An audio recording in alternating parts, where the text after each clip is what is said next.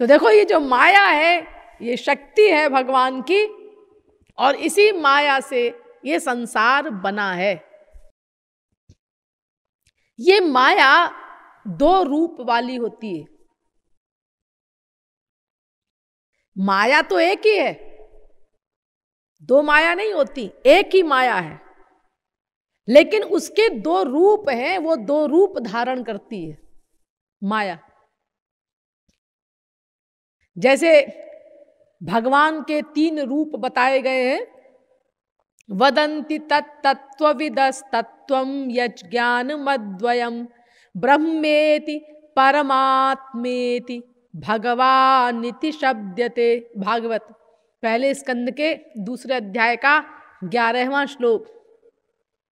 यानी उस supreme power के भगवान के तीन रूप हैं, ब्रह्म, परमात्मा, भगवान। ये सब विषय जब आगे आएगा तब मैं आपको डिटेल में समझाऊंगी इनमें क्या अंतर है, लेकिन ये एक ही ब्रह्म के तीन रूप हैं।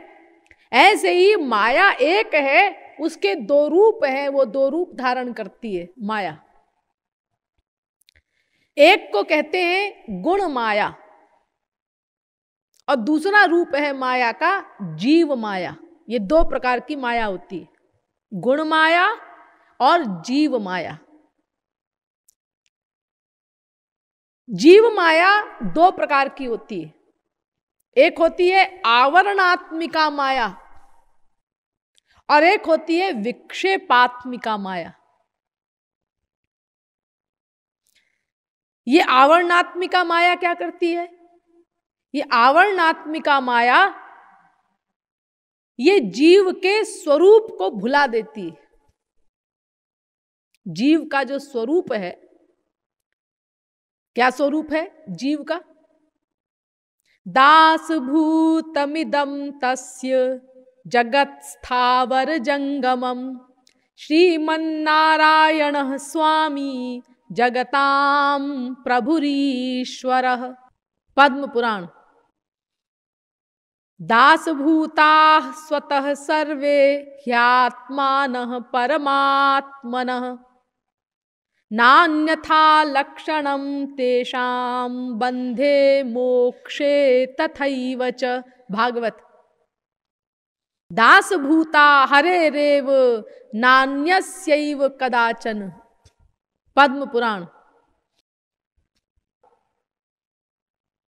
यानी स्वामी भगवान है एक बस, बाकी जितने जीव हैं ये सब उनके दास हैं। दास सेवक। जीवेर स्वरूप होय कृष्णेर नित्य दास। चैतन्य चरितामृत। दासोहम कौशलेन्द्रस्य ब्रह्मसूत्र। जीव भव दंग्री सेवक। विनय पत्रिका। यानी जीव भगवान का दास है। ये जो स्वरूप है असली जीव का, ये भुला दिया इस आवरणात्मिका माया ने, आवरणात्मिका जीव माया ने। और अपने स्वरूप को भूल करके जीव फिर अपने को क्या मानने लगा कि मैं शरीर हूं। ये ज्ञान हो गया उसको, और शरीर मान लेने के कारण फिर यही मेरी माँ है, यही मेरा बाप है। यानी शरीर की माँ, शरीर का बाप, इनको अपना असली माँ बाप, असली नातेदार सब मानने लगा। ये मेरी प्रॉपर्टी है, ये मेरा बैंक बैलेंस है। यानी शरीर के जितने विषय हैं, शरीर के जितने सामान हैं, उन्हीं को अपना असली हितैषी मान करके उन्हीं में आसक्त हो गया। और अनंत जन्म हो गए, अनादिकाल से नाटक चल रहा है, लेकिन विरक्ति नहीं हुई। अनंत जन्म बीत गए। इसीलिए इस माया के लिए हमारे शास्त्र कहते हैं ये बड़ी दुस्तरा है ये माया। हाँ, बड़ी दुस्तरा है। दैवी ह्येषा गुणमयी मम माया दुरत्यया। गीता 7वें अध्याय का 14वां श्लोक। ये दुरत्यया है माया। येषां स एव भगवान् दययेदनन्तः सर्वात्मनाश्रितपदो यदि निर्व्यलीकम् ते दुस्तरांति तरन्ति च देवमायाम् नैषां ममाहमिति धीः श्वशृगाल भक्षे। भागवत दूसरे स्कंद के 7वें अध्याय का 42वां श्लोक। हरि माया अति दुस्तर तरि न जाई विहगेश। ये बहुत दुस्तर है माया, यानी इसको पार नहीं कर सकता कोई। बिना भगवत कृपा के अपने बल पर कोई माया को नहीं जीत सकता। अरे छोटे मोटे की बात कौन कहे, ज्ञानिनाम अपि चेतांसि देवी भगवती ही सा बलादा कृष्य मोहाय महामाया प्रयच्छति। मार्कंडेय पुराण। बड़े बड़े ज्ञानियों को मोहित कर लेती है। अरे शिव चतुरानन देखी डराही, अपर जीव के ही लेखे माही। हाँ, ब्रह्मा शंकर डरते हैं इससे, ऐसी प्रबल माया है ये। अतिशय प्रबल देव तव माया, छूटई नाथ करहु जो दाया। नाथ जीव तव माया मोहा, सो निस्तरई तुम्हारे ही छोहा। रामायण। तो ये जो माया है, ये आवरणात्मिका माया और विक्षेपात्मिका माया, ये दो प्रकार की जीव माया है। आवरणात्मिका माया जीव के स्वरूप को भुला देती है और विक्षेपात्मिका माया जीव को संसार में आसक्त कर देती है। और दूसरी मैंने बताई गुण माया। दो प्रकार की माया आपको बताई ना। माया के दो रूप होते हैं, एक गुण माया और एक जीव माया। और जीव माया के दो रूप मैंने बताए आपको, आवरणात्मिका माया और विक्षेपात्मिका माया। तो आवरणात्मिका माया ने हमारे स्वरूप को भुला दिया। हम ये भूल गए कि हम भगवान के दास हैं और हम अपने को शरीर मानने लगे और शरीर के नातेदारों को ही अपना असली नातेदार मानने लगे। शरीर के लिए जो उपयोग करने के लिए भगवान ने संसार बनाया था, उसका हम उपभोग करने लगे। ये विक्षेपात्मिका माया से हम संसार में आसक्त हो गए। आवरणात्मिका माया से अपने स्वरूप को भूल गए और विक्षेपात्मिका जीव माया ने हमको संसार में आसक्त कर दिया। और जो गुण माया है, ये गुण माया क्या करती है? ये संसार की रचना करती है। यानी गुण माया संसार की रचना करती है और जीव माया जीव को संसार में आसक्त कर देती है। इसी को रामायण में इस प्रकार से बताया है, मैं अरु मोर तोर माया, जेहि बस कीन्हे जीव निकाया। गो गोचर जहाँ लगी मन जाई, सो सब माया जाने हु भाई। तेहि कर भेद सुनहु तुम दो, विद्या अपर अविद्या दो। दो प्रकार की माया। एक रचई जग गुण वश जाके, एक माया ने ये संसार बनाया और एक दुष्ट अतिशय दुख रूपा, जेहि बस जीव पराभव कूपा। तो ये दो प्रकार की माया होती है। तो गुण माया से ये संसार बना, और ये संसार कितना बड़ा है जो माया ने बनाया है। मायार वैभवानंत कोटि ब्रह्मांडेर गण, चैतन्य चरितामृत। अनंत कोटि ब्रह्मांड है इस माया में, इस संसार में जो माया ने बनाया। संख्या चेत रजसामस्ति न विश्वानाम कदाचन। पृथ्वी के धूल कणों की भले ही गिनती हो जाए, यानी संपूर्ण पृथ्वी पर जितनी धूल है उसके कितने कण हैं, ये भले ही कभी कोई गिन ले, लेकिन ब्रह्मांडों की गिनती नहीं हो सकती। अनंत ब्रह्मांड है, असंख्य ब्रह्मांड है, और हर ब्रह्मांड में एक ब्रह्मा होता है, एक विष्णु और एक शंकर। ये तीन तीन गवर्नर्स होते हैं। जैसे हमारे यहाँ कई प्रांत है ना हमारे देश में, तो हर प्रांत में देखो एक एक गवर्नर होता है ना, अलग अलग। तो ऐसे ही भगवान के इस संसार में अनंत ब्रह्मांड रूपी प्रांत हैं, और हर प्रांत में तीन तीन गवर्नर होते हैं, ब्रह्मा विष्णु शंकर। इस प्रकार अनंत ब्रह्मा होते हैं, अनंत विष्णु होते हैं, अनंत शंकर होते हैं। ये सब अनंत अनंत हैं। भिन्न भिन्न प्रतिलोक विधाता, भिन्न विष्णु शिव मनु दिशि त्राता। भिन्न भिन्न ब्रह्मा विष्णु शंकर होते हैं हर ब्रह्मांड में, और दिशि त्राता ये लोकपाल वगैरह भी, ये इंद्र है, वरुण है, कुबेर है, यमराज है, वायु है, अग्नि है, ये भी अनंत हैं हर ब्रह्मांड में अलग अलग। और देखिए एक बात और बता दूं आपको,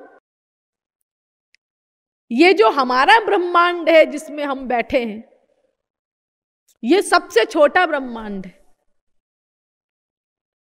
इसका जो विस्तार है हमारे ब्रह्मांड का, ये 50 करोड़ योजन है। हमारे ब्रह्मांड का विस्तार 50 करोड़ योजन का मतलब 2 अरब कोस, यानी 4 अरब मील। इतना विस्तार है, इतना बड़ा ये ब्रह्मांड है हमारा, लेकिन ये सबसे छोटा है। 10 अरब मील, 10 खरब मील, एक से एक बड़े ब्रह्मांड होते हैं। और जितना बड़ा ब्रह्मांड होता है उतने ही उस अधिक मुख वाले उस ब्रह्मांड के ब्रह्मा होते हैं। देखो हमारा ब्रह्मांड सबसे छोटा है, इसीलिए यहां के ब्रह्मा 4 मुख के हैं। लेकिन इस प्रकार 10 मुख वाले, 100 मुंह वाले, 1000 मुंह वाले, लाख मुंह वाले, करोड़ों मुंह वाले ब्रह्मा भी होते हैं। जितना बड़ा ब्रह्मांड होगा उतने अधिक मुख वाले ब्रह्मा होते हैं। एक बार चैतन्य चरितामृत में एक बड़ी विनोदमयी कथा है इस विषय में, कि एक बार ब्रह्मा भगवान श्री कृष्ण का दर्शन करने के लिए द्वारिका में आए। एक दिन द्वारिकाते कृष्णेन देखिवारे, ब्रह्मा आइला द्वारपाल जनाइला कृष्णेर। कृष्ण कहेन कौन ब्रह्मा की नाम ताहार। अर्थात ब्रह्मा ने आकर द्वारपाल से कहा, श्री कृष्ण से कहो ब्रह्मा आए हैं। रुआब में श्री कृष्ण से कहो ब्रह्मा आए हैं। तो द्वारपाल ने जाके बताया। तो श्री कृष्ण ने, भगवान ने उनसे पूछा द्वारपाल से कि जाओ ब्रह्मा से पूछ के आओ कि कौन से ब्रह्मा आए हैं, क्या नाम है उनका। द्वारपाल ने जाके कह दिया। कि आप कौन से ब्रह्मा हैं, क्या नाम है आपका। तो ब्रह्मा जी को बड़ा खराब लगा। उन्होंने कहा ब्रह्मा भी बहुत सारे होते हैं क्या? अरे पूरे ब्रह्मांड में एक ही तो ब्रह्मा होता है। फिर ये प्रश्न करने की क्या तुक है कि कौन ब्रह्मा, क्या नाम है। खैर कुछ सोच के उन्होंने उत्तर दिया, कह देना सनकादिक के पिता आए हैं। खैर भगवान ने कहा बुला लो। गए ब्रह्मा अंदर। भगवान श्री कृष्ण ने कहा कहो ब्रह्मा कैसे आए। ब्रह्मा जी बोले ये तो बाद में बताऊंगा कि मैं क्यों आया, कैसे आया, पहले तो आप मेरे प्रश्न का उत्तर दीजिए कि आपने ऐसे कैसे पूछवाया कौन ब्रह्मा की नाम ताहार, क्या मेरे अलावा भी कोई ब्रह्मा है। तो भगवान मुस्कुराए और उन्होंने उसी कमरे में जहां वो बैठे थे सिंहासन के ऊपर, ब्रह्मा जी को अनंत कोटि ब्रह्मांड दिखाए और अनंत कोटि ब्रह्मांड दिखाए और एक से एक अधिक मुख वाले ब्रह्मा। ब्रह्मा तो ये वाले ब्रह्मा तो उनके सामने बिल्कुल नगण्य से हो गए। 4 मुंह वाले खड़े रह गए एक कोने में। हाँ, 1000 मुंह वाले, लाख मुंह वाले, करोड़ों मुंह वाले, अरबों मुंह वाले ब्रह्मा दिखाए। ब्रह्मा जी की आंख फटी की फटी रह गई, स्तब्ध। यानी जितना बड़ा ब्रह्मांड होता है उतने ही अधिक मुख वाले ब्रह्मा होते हैं। इस प्रकार अनंत ब्रह्मा, अनंत विष्णु, अनंत शंकर, अनंत इंद्र, अनंत यमराज, अनंत कुबेर आदि सब होते हैं। तो ये अनंत कोटि ब्रह्मांड हैं इस माया के बनाए हुए, और उनके अनंत कोटि गवर्नर्स ब्रह्मा विष्णु शंकर हैं, और इन सबसे भिन्न हैं भगवान श्री कृष्ण। यस्यैक निःश्वसित काल मथावलंब्य जीवन्ति लोम विलजा जगदण्डनाथाः विष्णुर्महान् स इह यस्य कला विशेषो गोविंदमादि पुरुषम तमहं भजामि। ब्रह्म संहिता। यानी अनंत कोटि ब्रह्मा विष्णु शंकर अपने अपने ब्रह्मांडों को लेकर के उन श्री कृष्ण के रोम रोम में लटके रहते हैं। ब्रह्मांडानि बहूनि पंकज भवान प्रत्यंड मत्यद्भुतान गोपान वत्स सुतान दर्शयदजं विष्णुन शेषांश्चयः शंभुर्यच्चरणोदकं शिरसा धत्ते च मूर्तित्रयात् कृष्णोऽयं पृथगस्ति कोऽप्यविकृतः सच्चिन्मयी नीलिमा। यानी अनंत कोटि ब्रह्मा विष्णु शंकर से भिन्न है श्री कृष्ण। तो ये अनंत कोटि ब्रह्मांडात्मक विश्व प्रपंच ये माया ने बनाया। और माया की परिभाषा क्या है?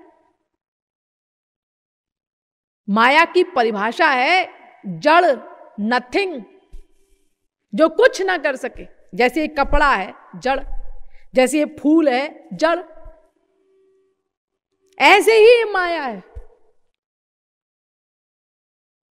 देखिए गीता में भगवान ने कहा है ना, भूमिरापो नलो वायु खम मनो बुद्धिरेव च अहंकार इतीयम में भिन्ना प्रकृतिरष्टधा अपरे यमितस्त्वन्याम प्रकृतिम विद्धि में पराम जीवभूताम महाबाहो ययेदम धार्यते जगत। गीता के 7वें इस अध्याय के 7वें अध्याय का 4था एवं 5वां श्लोक है। तो इसमें भगवान ने अपनी 2 प्रकृति बताई हैं, 2 शक्तियां, एक अपरा और एक परा। तो कहते हैं अपरा नाम की मेरी शक्ति प्रकृति है, माया है, वो अपरा है, और एक जीव शक्ति है वो परा है, यानी श्रेष्ठ है। और अपरा माया निकृष्ट शक्ति है। तो इसका भाष्य किया विश्वनाथ चक्रवर्ती जी ने। तो उन्होंने लिखा कि इयम प्रकृतिर बहिरंगा शक्ति अपरा अनुत्कृष्टा जड़त्वात् इतोन्याम प्रकृतिम तटस्थाम जीवभूताम परामुत्कृष्टाम विद्धि चैतन्यात्। यानी जो भगवान ने अपरा बताया माया को, उसका कारण यह है कि यह एक जड़ शक्ति है माया, इसीलिए निकृष्ट है। और जीव शक्ति को पराशक्ति बताया, यानी श्रेष्ठ शक्ति बताया, उसका कारण यह है कि जीव शक्ति चैतन्य है, चेतन है, इसीलिए चेतन शक्ति जड़ शक्ति से श्रेष्ठ है। ठीक बात है, सही बात है, सीधी सीधी बात है। तो माया जड़ शक्ति है और बड़े बड़े ज्ञानियों को नचाती है। कमाल इतना बड़ा कि शिव चतुरानन देखी डराई। हाँ, ये कमाल कैसे कर लेती है माया जड़ होते हुए। माया है जड़ शक्ति पे ज्ञानी हूं पार न पाए राधे राधे। या को कारण हरि स्वयं, या को प्रेरक आए राधे राधे। भक्ति शतक। ये माया जड़ शक्ति है, लेकिन बड़े बड़े ज्ञानी इसको नहीं जीत सकते। ऐसी है ये माया, भगवान के अलावा कोई इसको नहीं जीत सकता। बस संक्षेप में ये समझ लो। तपस्विनो दान परा यशस्विनो मनस्विनो मंत्रविदः सुमंगलाः क्षेमं न विन्दन्ति विनाय दर्पणं तस्मै सुभद्रश्रवसे नमो नमः। भागवत। यानी कोई हो साधक सिद्ध विमुक्त उदासी, कवि कोविद कृतज्ञ सन्यासी, योगी शूर सुतापस ज्ञानी, धर्म निरत पंडित विज्ञानी तरैना। बिनु से ये मम स्वामी राम नमामि नमामि नमामि। कोई नहीं जीत सकता इस माया को। ऐसी है ये माया, कोई चैलेंज नहीं कर सका आज तक। और है कैसी? जड़। तो इतना बड़ा कमाल कैसे करती है ये माया? माया है जड़ शक्ति पे ज्ञानी हूं पार न पाए, या को कारण हरि स्वयं, या को प्रेरक आए। इसका कारण ये है कि इस माया के गवर्नर हैं भगवान, उनकी शक्ति से ये माया कार्य करती है। जासु सत्यता ते जड़ माया, भास सत्य इव। ध्यान दीजिए, सत्य इव भास, यानी चेतनवत वर्क करती है। चेतन है नहीं, चेतनवत, चेतन के समान वर्क करती है, लेकिन चेतन है नहीं, है जड़। जासु सत्यता ते, किसकी शक्ति से? भगवान की शक्ति से। जासु सत्यता ते जड़ माया, भास सत्य इव सहित सहाया। भगवान की शक्ति को पाकर के ये जड़ माया सब कुछ करती है। जैसे चिमटा होता है, पकड़ होती है रसोई में, स्त्रियां प्रयोग में लाती है ना उसको खाना बनाते समय। वो चिमटा क्या करता है, एक चूल्हे से अंगारे निकाले दहकते हुए दूसरे चूल्हे में रख दिए, गरम गरम चीज उतारी नीचे रख दी, यानी बड़ा बड़ा कमाल कर रहा है ये चिमटा। लेकिन चिमटे की परिभाषा क्या है, जड़, नथिंग, जो कुछ ना कर सके। लेकिन ये सब कमाल कैसे कर रहा है वो, हाथ की शक्ति को पाकर।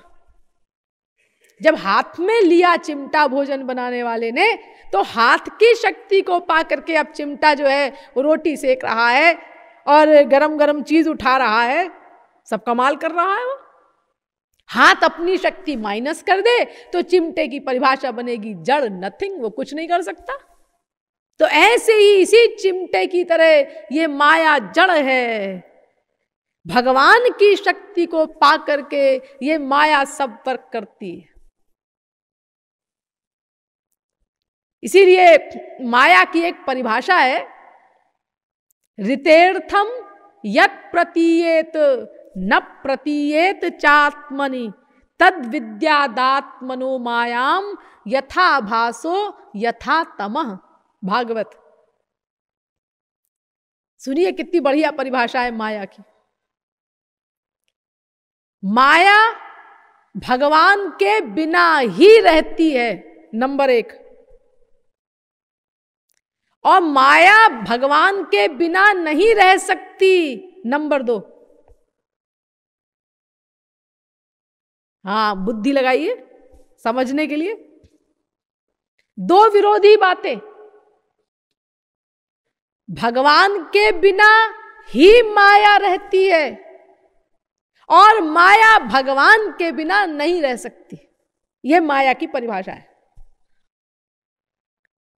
क्या मतलब जी? देखो, माया वहीं रहती है जहां भगवान नहीं है। हम लोगों को भगवत प्राप्ति नहीं हुई, भगवान नहीं मिले, हाँ, तो हम पर माया हावी है। यानी जहां भगवान नहीं है वहां माया है।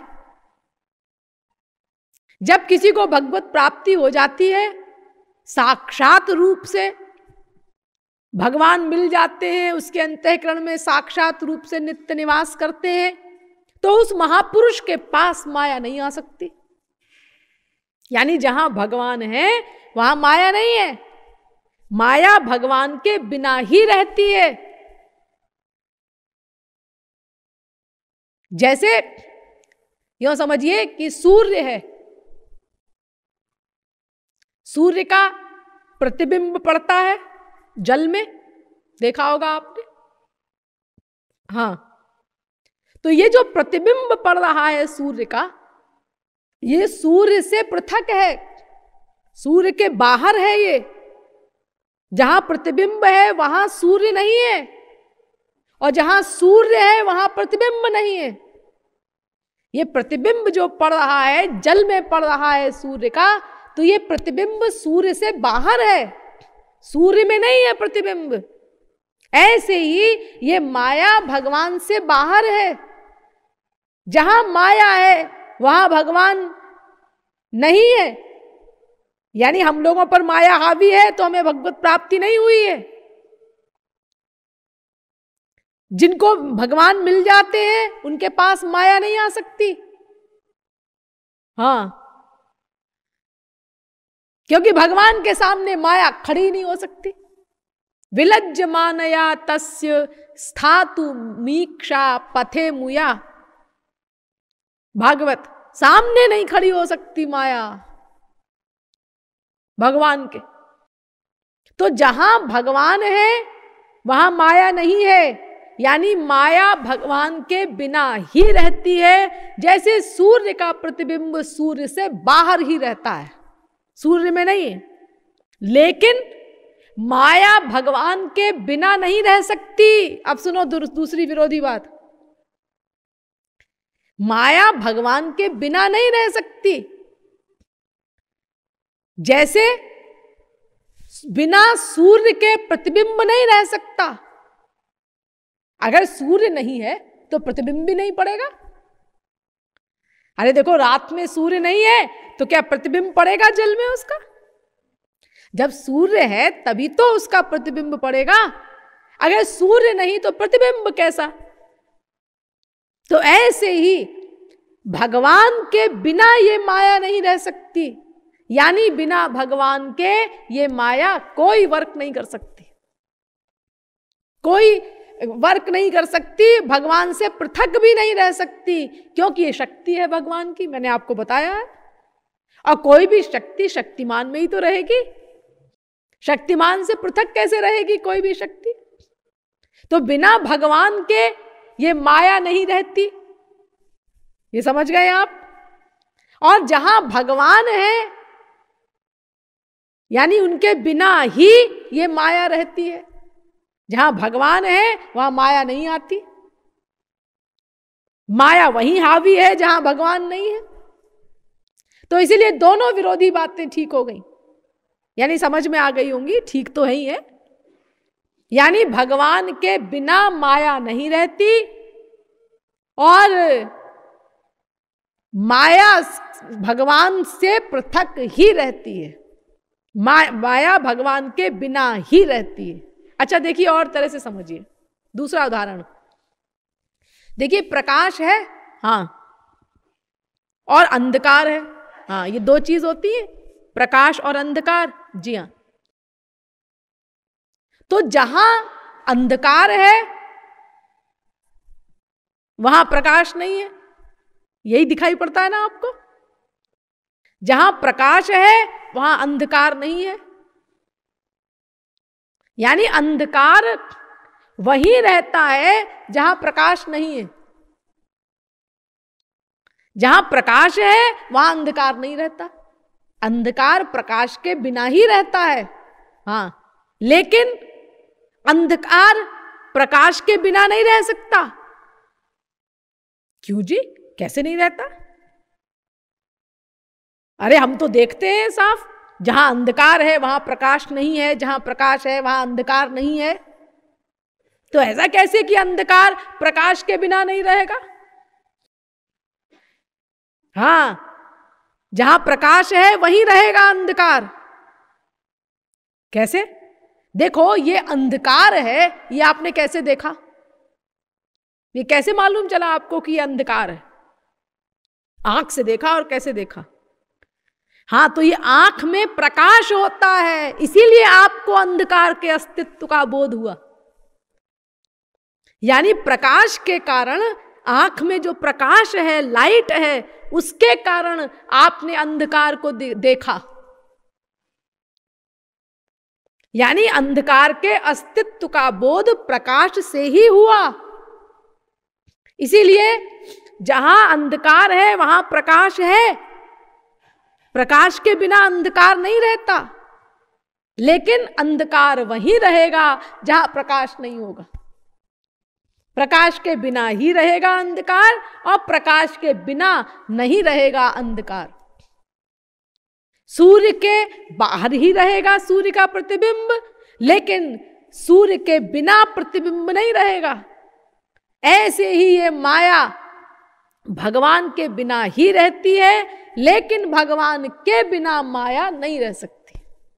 दोनों विरोधी बातें, ये माया की परिभाषा है। तो माया भगवान के बिना नहीं रहती, यानी भगवान की शक्ति पाए बिना ये जड़ माया कुछ भी नहीं कर सकती। अभिप्राय ये। तो ये माया ने जो ये संसार बनाया, तो ये कैसे बनाया? हाथ प्लस चिमटे से सारा वर्क हो रहा है। ऐसे ही माया प्लस भगवान ने ये संसार बनाया। मयाध्यक्षेण प्रकृति सूयते सचराचरम हेतुनानेन कौन्तेय जगत विपरिवर्तते। गीता 9वें अध्याय का 10वां श्लोक। भगवान अध्यक्ष हैं, उनकी शक्ति को पाकर, उनकी अध्यक्षता में यह माया संसार बनाती है। देखिए इसको यूं समझिए, वेदांत में इसको इस प्रकार समझाया गया है कि एक स्त्री है वो अंधी है और एक पुरुष है वो पंगुला है, उसके पैर नहीं है, और स्त्री के पैर है तो वो अंधी है, देख नहीं सकती। तो दोनों ने मीटिंग किया कि भाई हम दोनों को एक जगह जाना है, अब क्या करें कि हम दोनों का काम हल हो जाए, बात बन जाए। तो स्त्री ने कहा ऐसा है कि तुम मेरे कंधे पर बैठ जाओ, क्योंकि तुम्हारे पैर नहीं है, तुम चल नहीं सकते, और मैं अंधी हूं, मैं मार्ग नहीं देख सकती, तो तुम मेरे कंधे पर बैठकर मुझे गवर्न करना, रास्ता बताना, और मैं चलूंगी, और इस प्रकार हम दोनों अपने स्थान तक पहुंच जाएंगे। तो ये जो पुरुष है ये है ब्रह्म, ये स्वयं नहीं चलता, माया के द्वारा उसने संसार बनाया, और ये माया है वो स्त्री अंधी जो चल सकती है लेकिन रास्ता नहीं देख सकती कहां जाना है, इसको गवर्न करता है वो ब्रह्म रूपी पुरुष। तो ब्रह्म की शक्ति को पाकर के माया ने संसार बनाया, यानी माया ने ही नहीं बनाया, माया गौण उपादान कारण है, जीव गौण निमित्त कारण है, और श्री कृष्ण निमित्तोपादान कारण है। खैर ये सब छोड़िए, आप सीधे सीधे समझ लीजिए कि ये संसार माया ने बनाया। और जैसा कि मैंने आपको बताया कि भगवान ने बनाया माया के द्वारा, माया प्लस भगवान ने संसार बनाया। और एक बार मैंने पहले आपको बताया था, काफी पहले, कि भगवान ने ये संसार प्रकट किया है। सृष्टि करने का मतलब कोई नव निर्माण नहीं किया, उसका प्राकट्य किया है, प्रकट किया है भगवान ने। यथोर्ण नाभिः सृजते गृह्णते च यथा पृथिव्यामोषधयः संभवन्ति यथा सतः पुरुषात् केशलोमानि तथाक्षरात् संभवतीह विश्वम। वेद में बहुत सुंदर ढंग से इसको बताया गया है कि देखो, जैसे एक जीव होती है ना, मकड़ी, हाँ, तो मकड़ी आपने देखी होगी, जाला निकालती है मुंह से, और फिर उस जाले को मुख में भी धर लेती है। दोनों शक्तियां हैं उसके पास, अपने मुख से जाला निकालती है और फिर जाले को वापस मुंह में धर लेती है। तो ऐसे ही भगवान ने जिस संसार को अपने अंदर लीन किया महाप्रलय के समय में, उसी को प्रकट कर दिया उन्होंने। सर्वभूतमयो विश्वम ससर्जेदम सपूर्ववत, भागवत दूसरे स्कंद के 9वें अध्याय का 38वां श्लोक। पूर्ववत, पहले के समान प्रकट कर दिया भगवान ने। यथा पूर्व मकल्पयत, वेद कहता है, जैसे पहले था सूर्य चंद्र मसौधाता, यथा पूर्व मकल्पयत, जैसे पहले था संसार प्रलय के पहले, ठीक उसी अवस्था में भगवान ने प्रकट कर दिया। यथा पृथिव्यामोषधयः संभवन्ति, बीजों को बिखेर दिया किसान ने। अब वो बीज जो बिखेरे उसने, तो किसी बीज से कोई पेड़ पैदा हुआ, किसी बीज से कोई पेड़ पैदा हुआ, अलग अलग प्रकार के पेड़ पैदा हो गए। लेकिन वो जो अलग अलग प्रकार के पेड़ पैदा हुए, तो ये फेंकने वाले का पक्षपात नहीं है, वो तो जैसा बीज था उसके अनुरूप पेड़ पैदा हो गया। उसने तो खाली बीज बिखेर दिए बस। तो ऐसे ही जैसे हमारे कर्म थे, उसी के अनुसार भगवान ने हमको प्रकट कर दिया संसार में, अपनी ओर से कोई प्लस माइनस नहीं किया। और अगर कहो कि ये भगवान से जो उत्पन्न हुआ संसार, ऐसा जो ये वेद बता रहा है, शास्त्र बता रहे हैं, सत इदम उत्थितम सदिति चेन ननु तर्क हतम, वेद कहता है यतो वा इमानि भूतानि जायन्ते, वेद कहता है सत्यात् भूतानि जातानि। ये सब जो ग्रंथ कह रहे हैं, महाभारत वगैरह, सब भगवान से उत्पन्न हुआ ये संसार। तो भगवान तो चेतन है और संसार जड़ है, तो चेतन भगवान से जड़ संसार कैसे पैदा हो गया? अरे चेतन भगवान से चेतन संसार पैदा होना चाहिए था, जड़ कैसे पैदा हो गया? तो इसका उत्तर देता है वेद, यथा सतः पुरुषात् केश लोमानि तथाक्षरात् संभवतीह विश्वम। जैसे आप मनुष्य हैं, हाँ चेतन है, हाँ चेतन है, और आपके शरीर में ये बाल है, हाँ बाल है, ये बाल अलग से लगाए हैं क्या आपने?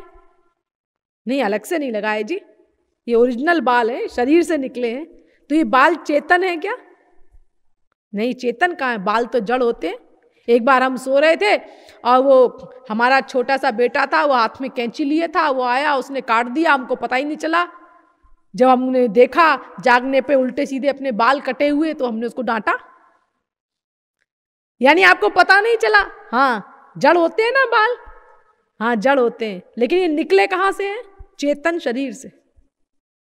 आप नाखून काटते हैं हर हफ्ते, हाँ काटते हैं, तो ये दर्द होता है आपको? नहीं जी, दर्द क्यों होगा, हम तो जड़ नाखून काटते हैं।